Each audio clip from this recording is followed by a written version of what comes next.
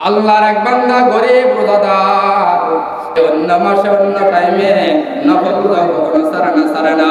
যখন সে রমাদান মাস চলে আসলো, রমাদানে রোজা রাখলো, সেও রোজা রাখলো, তার স্ত্রীও রোজা রাখলো, সন্তানেরাও রোজা রাখলো, সন্তানেরাও রোজা রাখলো।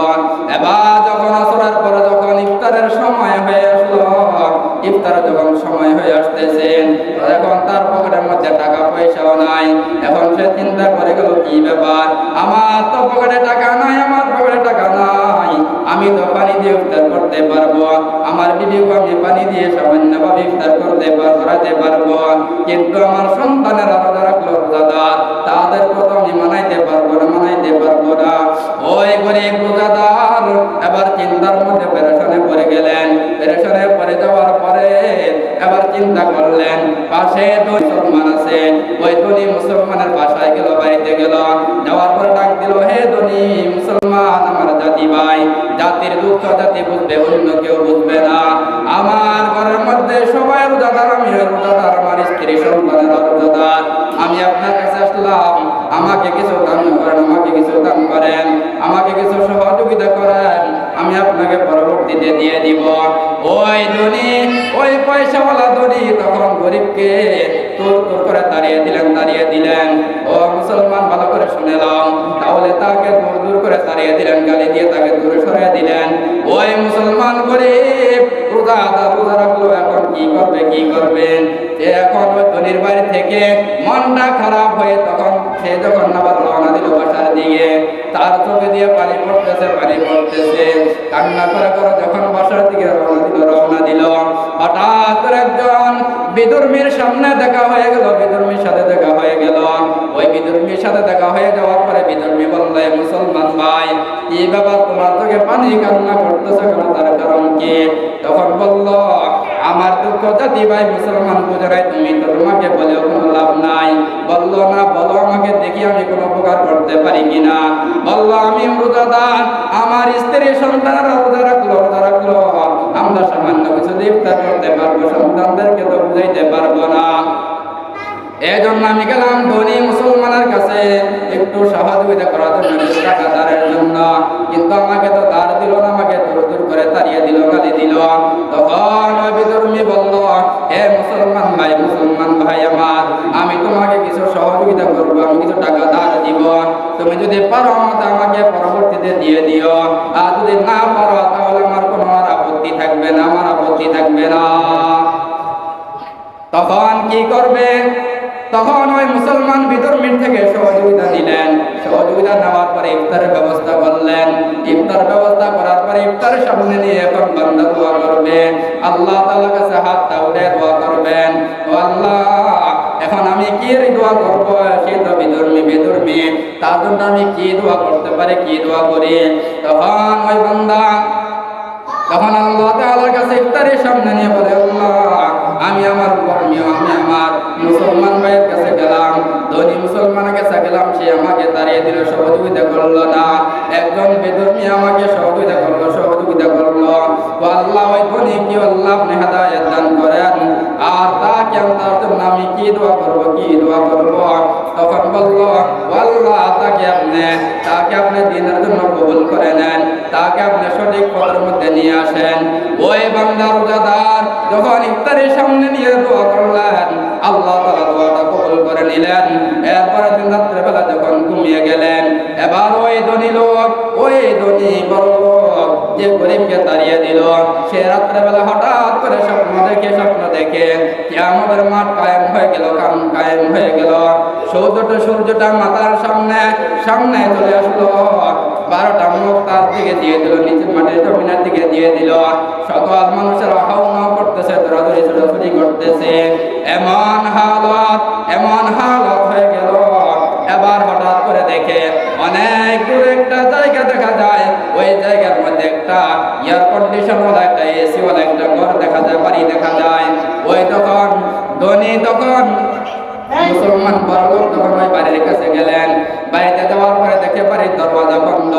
এবার বলল যে, দরজা খুলে দাও, আমি একটু ভিতরে ঢুকবো, একটু আরাম করবো।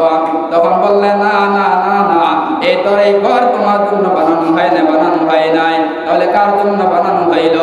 এই তো এই ঘর বানানো হইল তার জন্য যে গরিবের মাথায় হাত বুলাইয়া মুখের হাসি ফোটায়, ওই বান্দার জন্যই হলো এই আজকের এই ঘর। এরপর হঠাৎ করে তার ঘুম ভেঙে যায়। ঘুম ভেঙে যাওয়ার পরে বড় লোক এবার আরো চিন্তায় পড়ে গেলেন, পেরেশানি পড়ে গেলেন। কি দেখলাম আমি, কি দেখলাম। দৌড়াইয়া ওই গরিবের বাসায় গেলেন, যে বলল, হে গরিব, হে মুসলমান ভাই আমার, ধরো তোমার কি পরিমাণ সহযোগিতা লাগবে, তোমার কত টাকা লাগবে আমার কাছ থেকে নিয়ে নাও। তখন গরিব বলল, না, সুযোগ একবার আসে, দ্বিতীয়বার আসে না, আমার তোমার সহযোগিতার প্রয়োজন নাই। বলল, তুমি কিভাবে ইফতারের ব্যবস্থা করলা? তখন বলল, তুমি আমাকে যখন দামনে তাড়িয়ে দিলা, আমি আসার পথে একজন বিধর্মী আমাকে সহযোগিতা করলো। বলল, তার নাম কি, কোন বাড়ি?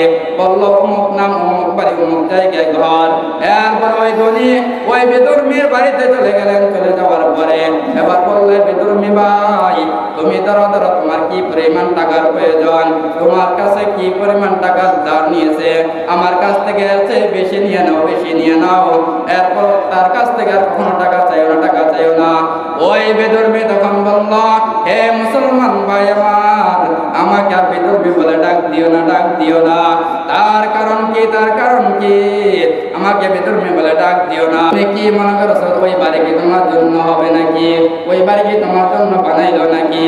এবার ওই ধনী বলল, কি ব্যাপার, আমি রাত্রে কি স্বপ্ন দেখলাম না দেখলাম, তুমি কিভাবে জানো? তখন বেধর্মী তখন বলল, হে মুসলমান ভাই আমার, আমি যখন কালকে রাত্রে ঘুমিয়ে গেলাম, ঘুমিয়ে যাওয়ার পরে ঘুমানোর পরে দেখি রহমাতুল লিল আলামিন পয়গম্বর নবী আমার কাছে এসে হাতটা বাড়িয়ে সামনের দিকে বাড়িয়ে দিয়ে বলে, বলো কালিমা পড়ো, মুসলমান হয়ে যাও। পয়গম্বর আমার দিকে হাতটা বাড়িয়ে যখন কালিমা পড়াতে লাগলেন, আমি পয়গম্বরের মুখে কালিমা পড়ে নিলাম। আর বলল, তোমার জন্য জান্নাতের মধ্যে ওই যে কিয়ামতের মাঠে তোমার জন্য ঘরটা নির্মাণ করা হলো, তোমার জন্য ঘরটা বানিয়ে রাখা হইল। এই ঘরের মধ্যে তোমাকে রাখা হবে, থাকার ব্যবস্থা করা হবে। এরপরে এবার ওই বেধর্মী বলল, আমি তখন মুসলমান হয়ে গেলাম, এই জন্য আমাকে আর বেধর্মী বলো না, বেধর্মী বলে ডাক দিও না। ও মুসলমান, এমন অনেক গরিব আছে যাদের ইফতারি করার কোনো ব্যবস্থা নাই, অনেক গরিব আছে যাদের সেহরি করার কোনো ব্যবস্থা নাই। কত মানুষ আছে যারা পানি খেয়ে ইফতার করে, যারা শুধু ইফতার করা কোনো কিছুই পায় না, তারা পানি খেয়ে ইফতার করে। ও বান্দা, নবী পয়গম্বর বলেন, যদি তোমরা কাউকে ইফতার করাইতে পারো, তাহলে তোমরা ওই রোজাদার যারা যে তাকে ইফতার করাইবা, সে রোজা রাখলে যে পরিমাণ সওয়াব, ওই পরিমাণ তুমি সওয়াব পেয়ে যাবা। সাহাবায়ে কেরাম বললেন, ইয়া রাসূলুল্লাহ, আমাদের তেমন টাকা পয়সা নাই, এমন ভাবে ইফতার করাইতে আমরা পারবো না। পয়গম্বর বলেন, কাউকে যদি তুমি এক গ্লাস পানি দিয়েও যদি ইফতার করাও, তাহলে তোমার ইফতার করানো হয়ে যাবে। যদি একটা খাদ্য দিয়ে কাউকে ইফতার করাও, তাহলে ওই পরিমাণ সওয়াব তুমিও পেয়ে যাবে। এই জন্য একে অপরকে ইফতার করানোর চেষ্টা করা, এই জন্য ইফতারের ব্যবস্থা করা, ইফতারের আয়োজন করা। তাহলে আল্লাহ তাআলা যদি কাছে যাইতে চাও, আল্লাহ তাআলার সঙ্গে ভালো মহব্বত যদি করতে চাও, নবীর সঙ্গে যদি ভালো মহব্বত তোমার তৈরি করতে চাও, তাহলে রমজান মাস পাইলা, এই রমজানে গরিবকে তোমরা ইফতার করাও, গরিবদেরকে খুঁজে তালাশ করে ইফতার করাও। তাহলে আল্লাহ তাআলা যখন খুশি হয়ে যাবেন, যখন ওই গরিব যখন তার মাথায় যখন হাতটা বুলাইয়া তার মুখে যখন হাসি ফুটাইবা, আল্লাহ তাআলার আরশ পর্যন্ত খুশি হয়ে যাবে।